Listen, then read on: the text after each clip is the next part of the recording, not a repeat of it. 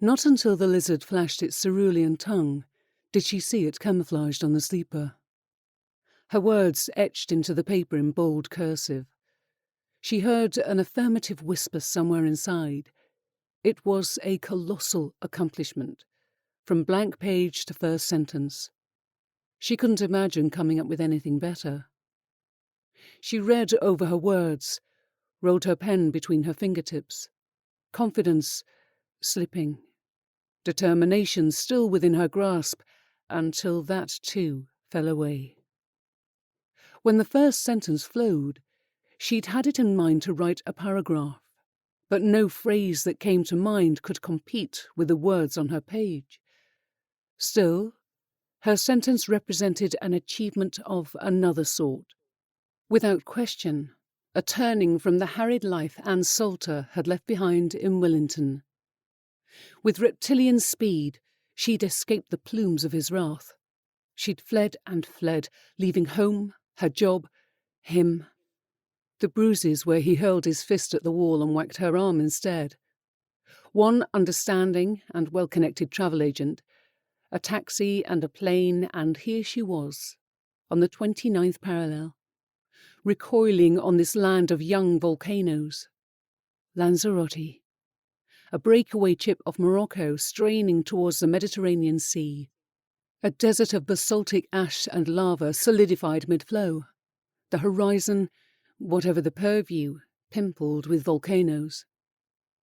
Now she was here, her blood warmed to the thought that she might write a story, turning into that most glorious, if at times prosaic, dream. She knew of 4 colleagues at the Wellington Hydrology Centre at work on their memoirs.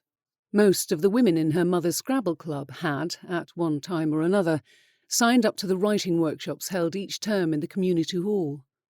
The lanky boy in the Wellington North Corner shop spent all of his spare time crafting little bits of poetry. Next door but one, the haberdasher's son, was halfway through a creative writing course at the local further education college, and just last week, in the same parade of shops, the organic greengrocer, an erudite back-to-earther, announced proudly as she weighed a pound of sprouts that her daughter was set to have her first novel published before she'd completed her creative writing degree. Half the world's population was at it, or so it seemed, bearing themselves for therapy, for posterity, for fun. Anne had no idea what was propelling her to join their ranks, other than that her life had suddenly cleaved. She'd dabbled on and off since grade 3. Scraps of ideas, half-written vignettes, a single short chapter of what might have been a novel. She had no grand ambition, although she couldn't deny the thrill that comes with reading one's work in print. She clasped her hands together in her lap and read over her sentence. Lizard. She wondered where the word originated. Liz-ard.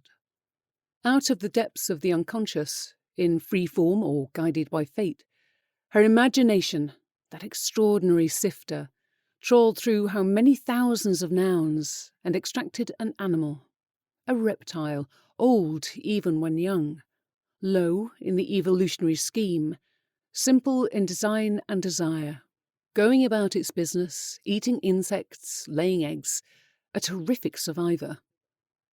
Descendant of the Mesozoic epoch of the reptile, Jurassic, Triassic. Noble little lizard, sitting on a rock basking in the sun. Humankind came along and, as humans are so wont to do, we imbued the chap with mythic traits and a shovelful of symbolic significance. The literal, Anne mused, corresponding to some quality in us. Every single thing in the universe must somehow pertain to us. Humans are, without equivocation, that self-centred. Even as she dismissed the tendency, she couldn't resist the comparison. Once the lizard has outgrown her own skin, she sheds it. And in a moment of extreme threat, the lizard can divest herself of her tail, leaving it flailing about while the lizard escapes. Had Anne done that too?